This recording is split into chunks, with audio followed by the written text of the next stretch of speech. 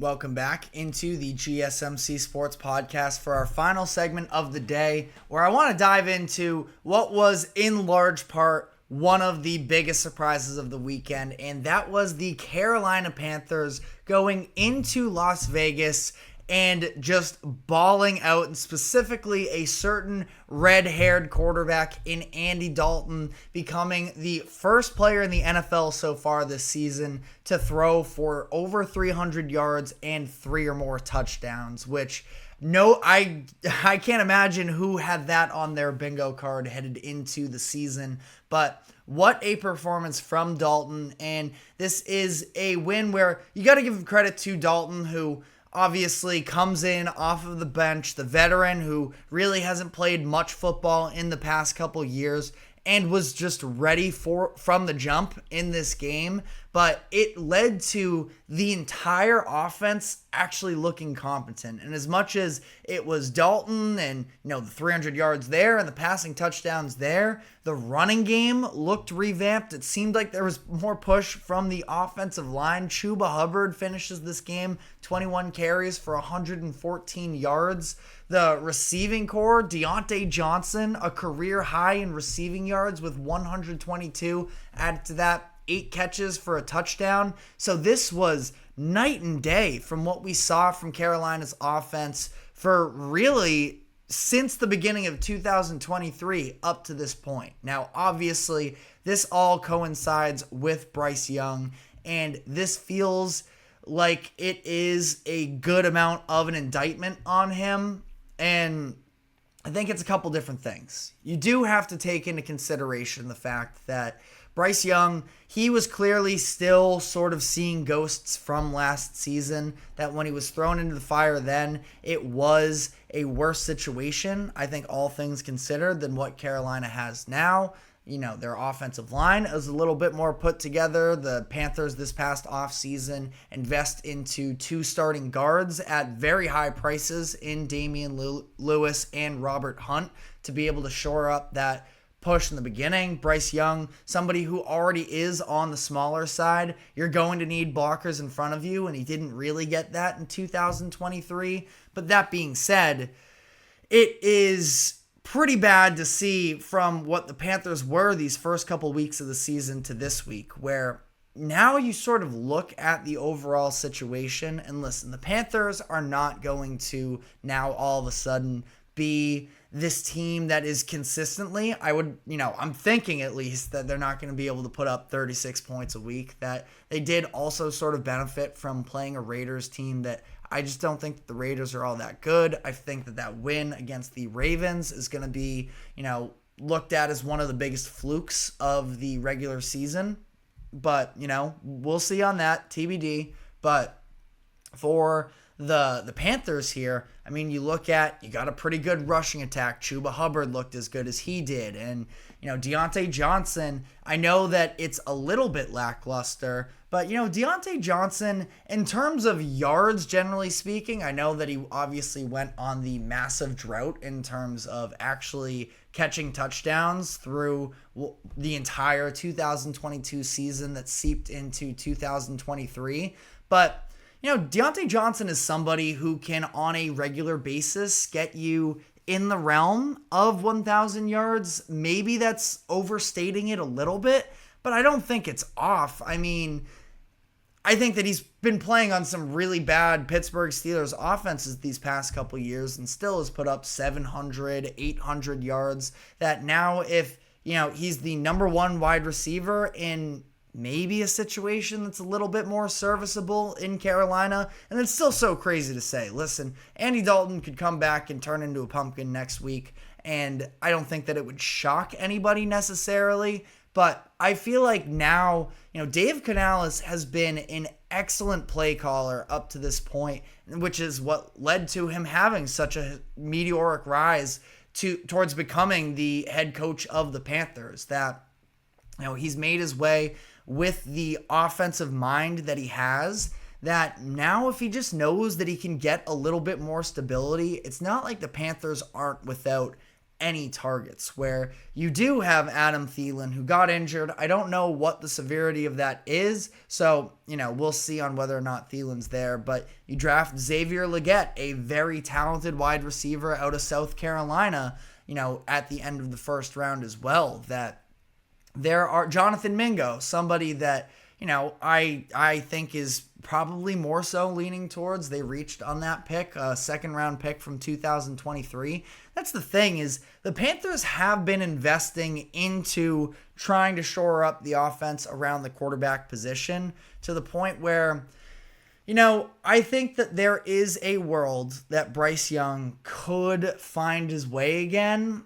I don't know if it would be with Carolina, but if he can sort of get rid of all of the bad tendencies and seeing ghosts to some degree that he was in these first couple weeks of the season, I mean, that Chargers game especially, I think, was just such an indictment on him. And this entire situation is very tough for the it's all on Carolina's fault party. I was somebody who I was somewhere in the middle where, yes, it was a bad situation in Carolina as he came into it. I never loved the idea of trading your number one target in order to go get your quarterback of the future. Feels slightly counterproductive. Basically, anybody else on the roster, go for it. But kind of need somebody for this guy to throw to. But, it can be a bad situation. And Bryce Young can just be not that great of an NFL quarterback. He never really had the size that made it feel like he was going to comfortably be able to thrive. That it's not like he has necessarily an elite skill set in terms of arm talent or accuracy or precision. It's sort of more on that decision making energy, can be a little bit crafty outside of the pocket at times, but it's not like he's going to consistently be ripping off 50-yard runs for you. That I think it is somewhere in the middle again, where we can admit Carolina did a bad job of bringing him along, but this one just might be on Bryce Young as well. And I do feel for him very seriously, because I think that being in the conversation of, especially in the NFL, where you're the quarterback, your entire franchise basically revolves around you, that you are going to have all the pressure in the world, all the eyes in the world on you, that not being able to live up to expectations there is being put in an extremely difficult position. And that's on the Panthers for taking him there. But also, to the crowd of people, and you can be a Bryce Young defender and also recognize, I've seen a number of people make the argument, well, if CJ Stroud was drafted by Carolina, he would do no better. Well, he wouldn't have the season that he did, the historical rookie season, like he did in Houston last season. But to say that he wouldn't do any better is probably a bit disingenuous, because you look at last season too. It was drafting Jonathan Mingo. It was bringing in some targets that, not super high level, and Adam Thielen, Miles Sanders. They signed Hayden Hurst at the time. I understand that is, mid-level talent. It's not something that you should, be patting them on the back so heavily for, but it's not like they had entirely, completely omitted what was needed around the quarterback position. And I just feel like it's in a situation here where, we can all be rooting for Bryce Young, but it might be it. I think that this series of events the past 2 weeks, that Chargers game was horrendous for him. And to see the offense have as much success as they did, a total of 437 yards without him for an Andy Dalton that, started one game in 2023 and, now at this point is 36 years old. It's a really bad look. So I don't know. I'm sure behind the scenes, the Panthers are going to try and work with Bryce Young to at least get him somewhat back on track. I don't think that the plan for the Panthers is going to be starting Andy Dalton for 15 games of their 2024 season. That is a pretty tough situation to back yourselves into. But that being said, Andy Dalton was phenomenal for them yesterday. And if you can give that type of production on a regular basis, then all power to you. Dalton deserves to have the job moving forward here. But I don't know if that's necessarily a realistic outcome for them. Shots Below the Belt here in the comment section asks, is there any trade value for Bryce Young after benching him? The reality is, at this current point, no. And I think that there would be really no point in the Panthers trying to field calls for him, because you're talking about somebody who has, the lowest amount of trade value at this current moment, that this has been rock bottom up to this point.